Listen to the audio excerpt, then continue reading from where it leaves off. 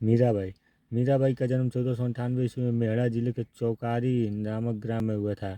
मीराबाई का जन्म 1498 ईस्वी में मेहड़ा जिले के चौकारी नामक ग्राम में हुआ था और इनके पिता का नाम रत्न सिंह राठौर था। अच्छा, मीराबाई का पिता का नाम रत्न सिंह राठौर था और इनका विवाह 1516 ईस्वी में राणा सांगा के बड़े पुत्र मतलब ज्येष्ठ पुत्र और युवराज भोजराज से हुआ था।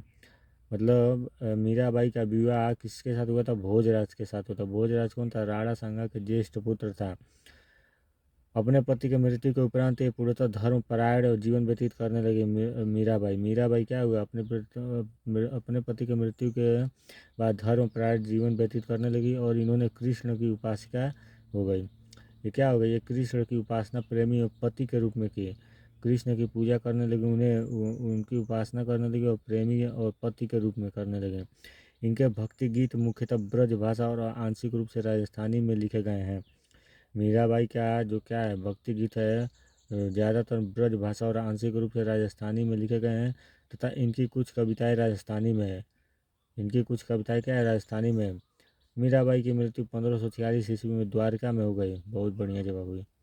मीराबाई की मृत्यु 1546 ईस्वी में कहाँ हुई? द्वारका में हुई। संत रविदास जी क्या थे? जिनको रैदास कहा जाता है, मीराबाई के गुरु थे।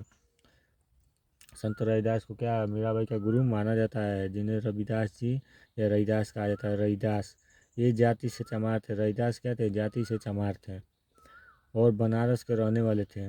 ये रामानंद के 12 शिष्यों में के एक थे।